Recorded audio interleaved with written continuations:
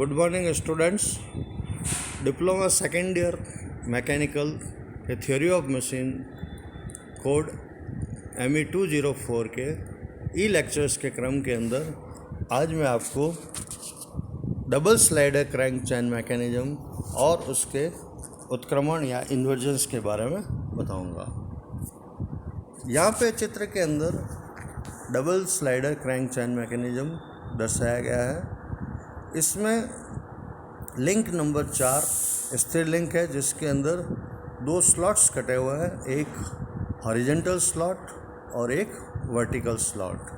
Horizontal slot के अंदर slider जो कि लिंक नंबर 1 दर्शाया गया है वो हॉरिजॉन्टल स्लाइडिंग मोशन करता है। इसी प्रकार से वर्टिकल स्लॉट के अंदर लिंक नंबर 3 जो कि स्लाइडर है ये वर्टिकल स्लाइडिंग मोशन करता है। लिंक 1 और 3 को कनेक्टिंग लिंक AB से जोड़ा गया है, जिसको कि आगे P तक एक्सटेंड किया गया है। तो लिंक नंबर 2 जो है वो कनेक्टिंग लिंक कहलाएगा, जो स्लाइडर A और B को जोड़ता है। इस प्रकार यदि ये क्रैंक रोटेट होती है तो बिंदु P का बिंदु पथ जो है चित्र के अनुसार दर्शाया गया है वो एक इलिप्स होगा। इसलिए इस मैकेनिज्म को एलिप्टिकल ट्रेमल भी कहते हैं। यहाँ पे चित्र के अंदर आप देखेंगे कि लिंक नंबर 1 और 4 और लिंक नंबर 3 और 4 स्लाइडिंग मोशन करते हैं, इसलिए ये दोनों स्लाइडिंग पेयर कहलाएंगे। लिंक नंबर 1 और 2 पिन A के परित घूम सकते हैं। इसी प्रकार से लिंक नंबर 3 और 2 लिंक कड़ी पिन B के परित घूम सकते हैं, इसलिए ये दोनों ही टर्निंग पेयर कहलाएंगे। चूँकि इसमें 2 स्लाइडिंग पेयर है, इसलिए इसको डबल स्लाइडर क्रैंक मैकेनिज्म कहते हैं। इस चित्र के अंदर इसको बताया गया कि बिंदु P का जो है बिंदु पथ एक एलिप्स कैसे होगा, इसलिए इसको हम कहते हैं एलिप्टिकल ट्रेमल। तो यहाँ पे लिंक AB की जो एक स्थिति दर्शाई गई है, जो कि ये कोण थीटा क्षैतिज के साथ में बनाती है। तो S बिंदु का कोऑर्डिनेट x जो होगा वो BS cos थीटा होगा x इक्वल्स टू, और y इक्वल्स टू जो है वो AS साइन थीटा होगा। तो इसका बिंदु पथ निकालने के लिए जो वेरिएबल जो है थीटा, इसको हम इसको हटाएंगे। तो x square by BS square equals to cos square theta, y square by AS square equals to sine square theta. इन दोनों को अगर अपन जोड़ देते हैं तो x square by BS square plus y square by AS square equals to cos square theta plus sine square theta.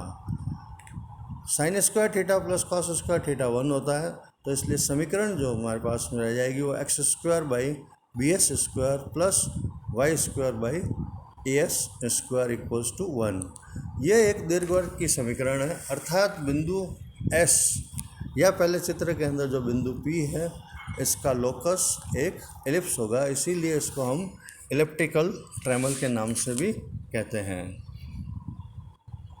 अब इसके जैसे इन्वर्जन्स की बात करें तो इन्वर्जन ऑफ मैकेनिज्म की परिभाषा के अनुसार यदि किसी काइनेमेटिक चेन के अंदर किसी भी कड़ी को स्थिर कर दिया जाए तो हमें जो यंत्र विन्यास प्राप्त होते हैं वो मूल यंत्र विन्यास के इन्वर्जन्स कहलाते हैं। तो अब यहाँ पे जो ओरिजिनल मैकेनिज्म के अंदर लिंक नंबर 4 को स्थिर किया गया है, अब अगर इस 4 के स्थान पर हम कोई दूसरे अगर लिंक स्थिर कर देते हैं तो जो हमें यूजफुल इन्वर्जन्स मिलेंगे, उसमें पहला यूजफुल इन्वर्जन है स्कॉच योक मैकेनिज्म। इसके अंदर एक स्लाइडर को जो है स्थिर किया गया है, यानी कि स्लाइडर 1 को स्थिर कर दिया गया है।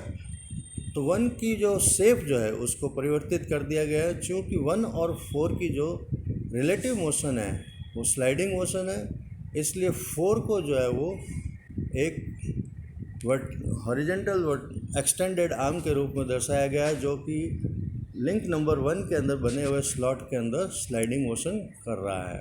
लिंक नंबर 4 के अंदर एक वर्टिकल स्लॉट भी बना हुआ है, जिसके अंदर लिंक नंबर 3 जो कि स्लाइडर जो है वो इससे जुड़ा हुआ है।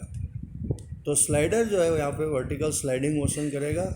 तो लिंक नंबर 2 जो है AB वो 1 और 2 को जोड़ता है। इस प्रकार से हम इस मैकेनिज्म के अंदर देखते हैं कि लिंक नंबर 1 और 2 और 3 दोनों ही टर्निंग पेयर है, जैसा कि मूल यंत्र विन्यास में double slider crank chain mechanism में था।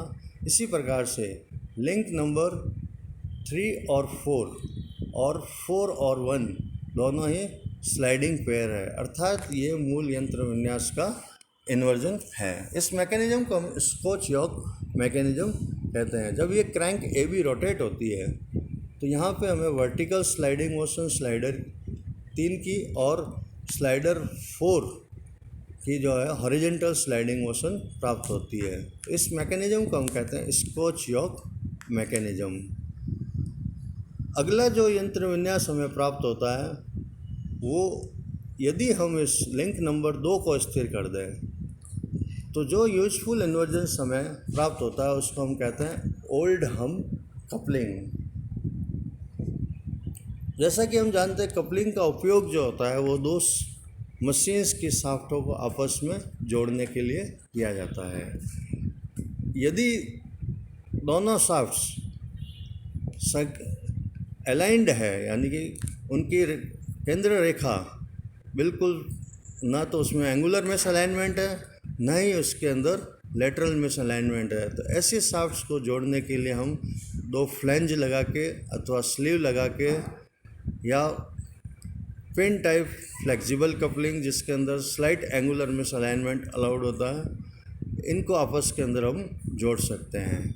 लेकिन यदि 2 मशीन के एक्सिस के मध्य अक्षीय इसेंट्रिसिटी है, लेटरल मिस अलाइनमेंट है, तो ऐसी शाफ्ट को जोड़ने के लिए ओल्डहम कपलिंग का उपयोग किया जाता है। इस ओल्डहम कपलिंग के अंदर जो हम देखेंगे कि ये एक डबल स्लाइडर क्रैंक मैकेनिज्म का ही इन्वर्जन है। इसमें जो लिंक नंबर 2 को स्थिर किया गया है, जो कि अब एक बेयरिंग का फॉर्मेशन कर रहा है, यानी कि फ्रेम का निर्माण करता है। जैसे कि हम जानते हैं कि जो फिक्स लिंक होता है वो मशीन का एक बेयरिंग फ्रेम का फॉर्मेशन करता है। लिंक नंबर 2 जो है फिक्स लिंक हो गया। तो लिंक नंबर 1 और लिंक नंबर 3 ये दोनों क्या हो जाएंगे, शाफ्ट्स के साथ में जुड़ने वाले फ्लेंजेज हो जाएंगे। इन फ्लेंज के अंदर लिंक नंबर 3 के अंदर एक स्लॉट होगा और लिंक नंबर 1 के अंदर भी एक स्लॉट होगा। इन दोनों स्लॉट्स की पोजीशंस को एक दूसरे से 90 डिग्री के ऊपर एडजस्ट किया जाता है, यानी कि इसके मध्य सदैव कोण जो है वो 90 डिग्री का रखा जाता है। तो जैसा कि साधारण कपलिंग के अंदर हम फ्लेंज को सीधा ही जोड़ देते हैं बोल्ट या नट की सहायता से, इसमें हम सीधा नहीं जोड़ सकते क्योंकि इनके बीच में अक्षीय मिस अलाइनमेंट है। तो इनको आपस में जोड़ने के लिए एक इंटरमीडिएट पीस 4, जिसके चित्र के अंदर स्पष्ट रूप से देखा जा सकता है कि एक और तो जो है वो हॉरिजॉन्टल टैंग है और दूसरी ओर जो है वर्टिकल टैंग है। इन दोनों के बीच का एंगल जो होगा 90 डिग्री होगा। तो अब दोनों ही फ्लेंज को जोड़ने के लिए इस इंटरमीडिएट पीस का सहारा लिया जाता है। तो ये वर्टिकल टैंग जो वर्टिकल स्लॉट के अंदर लिंक नंबर 1 के अंदर और हॉरिजॉन्टल टैंग जो है वो लिंक नंबर 3 के हॉरिजॉन्टल स्लॉट के अंदर फिट होकर आपस में दोनों को शाफ्टों को जोड़ देती है। अब जब ये एक शाफ्ट रोटेट होगी तो इंटरमीडिएट पीस की पोजीशन जो होगी वो लगातार परिवर्तित होती रहेगी। क्योंकि यहाँ पे शाफ्ट दोनों ही घूर्णन गति करेगी, इसलिए इंटरमीडिएट पीस की पोजीशंस जो है वो लगातार बदलेगी। तो इसका केंद्र जो है वो इसेंट्रिसिटी E या अक्षीय मिस अलाइनमेंट E की त्रिज्या के ऊपर वृत्तीय गति करेगा। तो यहाँ पे इसको हम ओरिजिनल मैकेनिज्म से अगर कंपेयर करें तो 1 और 2 की टर्निंग पेयर मोशन हो गई और 2 और 3 की भी टर्निंग मोशन हो गई। इसी प्रकार से 3 और 4 और 4 और 1 जो इंटरमीडिएट पीस 4 है और 3 जो है वो फ्लैंज लगा हुआ है एक शाफ्ट के ऊपर, और 1 जो है वो दूसरी शाफ्ट के ऊपर फ्लैंज लगा हुआ है। इनके मध्य जो सापेक्ष गति है वो स्लाइडिंग मोशन है। तो यहाँ पे 2 स्लाइडिंग पेयर हो गए और 2 ही टर्निंग पेयर हो गए, अर्थात ये मूल यंत्र विन्यास का इन्वर्जन है।